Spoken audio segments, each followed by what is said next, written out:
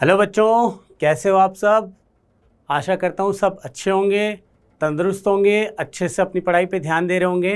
बेटा एक बहुत कॉमन क्वेश्चन है जो कि सारे स्टूडेंट्स ने मुझसे पूछा हुआ है कि सर नीट 2025 के लिए हम कौन सी बुक प्रीफर करें अपनी 2025 केमिस्ट्री के लिए, ठीक है ना। तो मोस्टली बेटा हम उन चीज़ पे बात करना चाहते हैं। यहाँ पे जो आपको टॉपिक में यहाँ दिखाई दे रहा होगा, मैंने लिखा हुआ है रसायन विज्ञान के लिए आवश्यक बुक।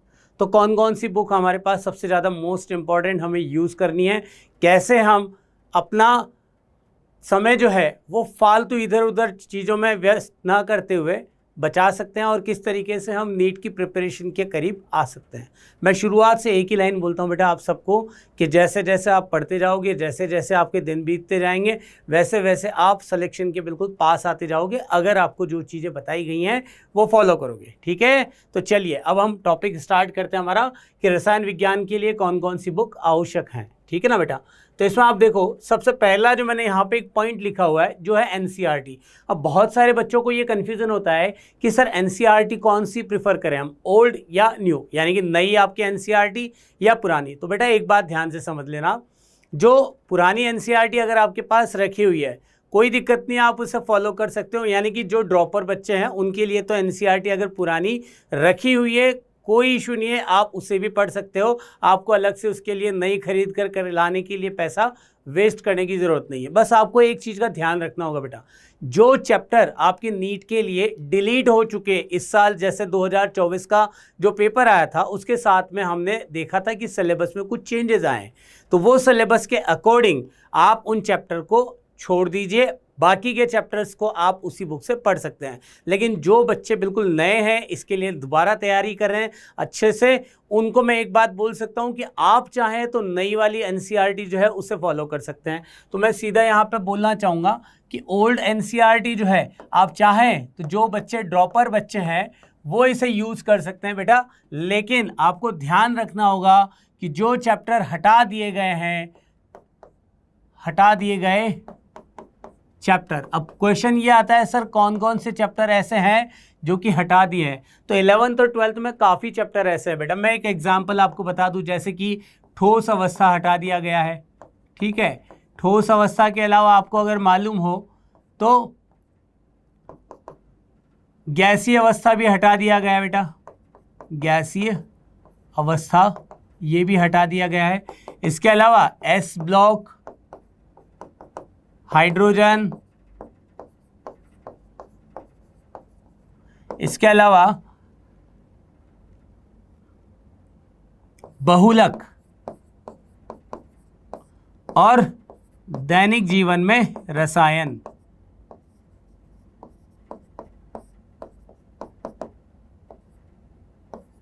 तो बेटा ये चैप्टर ऐसे हैं जो कि हटा दिए गए हैं। तो इन चैप्टर को आप पुरानी एनसीईआरटी अगर है तो उससे ना पढ़ें, और जो बच्चे बिल्कुल पहली बार एनसीईआरटी उपयोग कर रहे हैं उनको मैं यही सजेशन दूंगा, आप न्यू एनसीईआरटी जो है उसे फॉलो कर सकते हैं।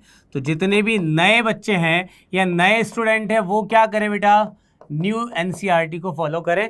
और पुराने स्टूडेंट जो ड्रॉपर हैं वो चाहे तो पुरानी एनसीईआरटी से पढ़ सकते हैं। केवल नीट के सिलेबस पे जो चैप्टर्स हटा दिए हैं उन्हें आप इससे ना पढ़ें।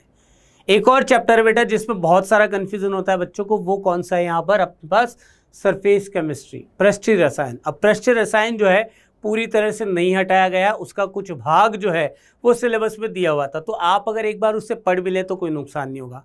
तो एक बार आप उसका क्विक रिवीजन कर लें, है ना। तो इसके लिए आप जो टीचर्स आपको पढ़ाएंगे वो सफिशिएंटली पढ़ सकते हो, मतलब उतना आपके लिए बहुत है। इसके अलावा अगर आपको बोला जाए कि एनसीईआरटी में सर अकार्बनिक रसायन में, तो बेटा इस बार 2024 का जो पेपर आया था आपने देखा होगा कि एक्सरसाइज के क्वेश्चन से साथ के साथ जो चैप्टर के बीच बीच में कुछ कुछ टेबलें दे रखी है ना बेटा, उन टेबल में कुछ कुछ डेटा होता है, उस डेटा से भी क्वेश्चंस एज इट इज आए हैं। तो आप ये चीज़ ध्यान रखें, चाहे अकार्बनिक हो, चाहे भौतिक रसायन हो, चाहे कार्बनिक रसायन हो, इन तीनों में आपको अभ्यास प्रश्न तो करने हैं, यानी कि एक्सरसाइज के क्वेश्चंस तो सारे करने हैं। अब एक्सरसाइज के क्वेश्चंस का एक और तरीका बता देता हूँ। जहाँ तक हो बेटा आप कॉन्सेप्ट सीख जाते हो अगर, तो कॉन्सेप्ट सीखने के बाद उन चैप्टर्स को जो भी क्वेश्चन आपको दिए हुए हैं उन क्वेश्चंस को आप अपनी अप्रोच से यानी कि अपने तरीके से सॉल्व कीजिए। क्योंकि अगर किसी क्वेश्चन को आप अपने तरीके से सॉल्व करोगे बिना उसका आंसर देखे हुए, बिना उसका हल देखे हुए, तो बेटा वो क्वेश्चन आपको बहुत अच्छे से दिमाग में रहेगा, बजाय इसके कि आप उसका एक सॉल्यूशन देख करके और फिर उसे बिना देखे सॉल्व कर रहे हो। वो नहीं, कोशिश ये करो कि क्वेश्चन आप बिना देखे ही सॉल्व करो, वो आपके लिए ज़्यादा बेस्ट रहेगा। ठीक है, तो एक चीज़ तो आपको देखना है अभ्यास प्रश्न। दूसरा, आपने देखा होगा किताब के बीच में कुछ इन टेक्स्ट क्वेश्चन आते हैं बेटा, वो भी आपको करने हैं, क्योंकि ज़्यादातर क्वेश्चंस जो आपने देखा होगा एक्सरसाइज से तो एज इट इज़ आ गए क्वेश्चन। इन टेक्स्ट क्वेश्चन जो है उनमें थोड़ा सा बस केवल परिवर्तन अगर किया है वो डेटा का, मतलब जैसे अगर आपको कोई एक फिजिकल केमिस्ट्री का क्वेश्चन दे रखा है, उसमें कुछ ना कुछ संख्या में, उसमें कुछ ना कुछ डेटा में परिवर्तन करके और उसी प्रकार का एक और नया क्वेश्चन बना करके दे दिया गया। तो बेटा इसीलिए आपको मैं बोलूँगा कि अभ्यास प्रश्न और साथ के साथ इन टेक्स्ट क्वेश्चन आपको देखने हैं। इनऑर्गेनिक में तो आपको बीच बीच में जो सारणियाँ दे रखी है ना बेटा, इसमें आपको मुख्य रूप से ध्यान रखना है, कुछ कुछ सारणियाँ दे रखी है, उन सारणियों को जरूर देखना है, क्योंकि सारणी में आपको डेटा दिया होता है। डेटा मतलब जैसे आपको बोला गया बॉइलिंग पॉइंट यानी कि क्वथनांक और गलनांक, कुछ भी आपको जैसे फ्लोरीन, क्लोरीन, ब्रोमीन, आयोडीन, इनका क्वथनांक और गलनांक का क्रम दे दिया आपको, तो वो क्रम आपको एज इट इज़ याद करना होगा, क्योंकि उसमें आपका समय बच जाएगा बेटा।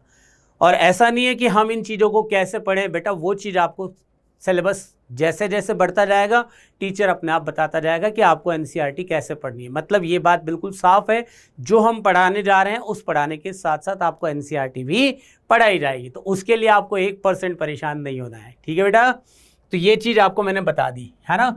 और इसके बाद अगर हम बात करें, आपने एक बुक पढ़ी होगी जिसका नाम है एनसीईआरटी फिंगर टिप्स, और कई बच्चों को पता होगा प्रश्न प्रदर्शिका।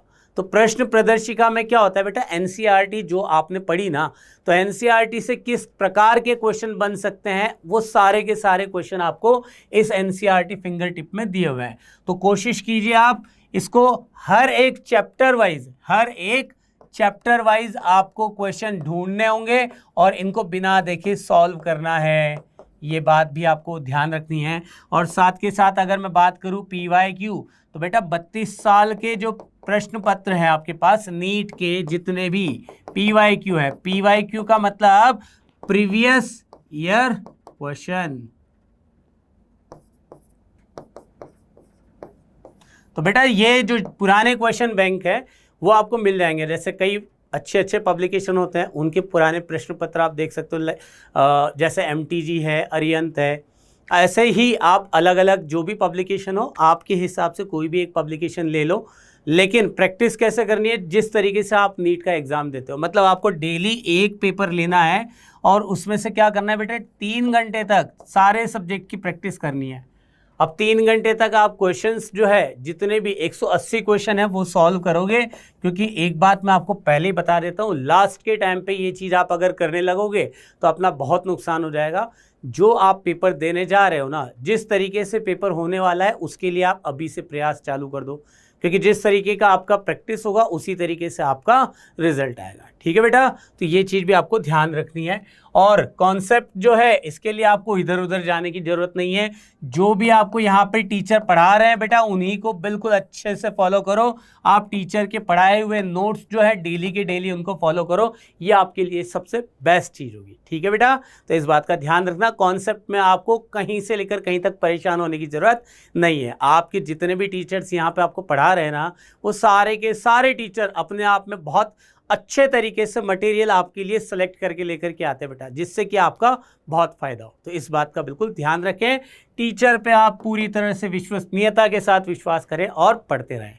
ठीक है, और सबसे लास्ट में मैंने आपको एक क्रम बता देता हूँ कि किस तरीके से आपको पढ़ाई का क्रम रखना है। पहला आपको टीचर के लेक्चर देखने हैं, जो आपको डेली क्लास होती है ना, तो आपको डेली क्लास, उसके बाद टीचर के पढ़ाए हुए नोट्स जो है वो आपको फॉलो करने हैं। उसके बाद सेम डे आप उसी चीज़ को एनसीईआरटी से पढ़ लो।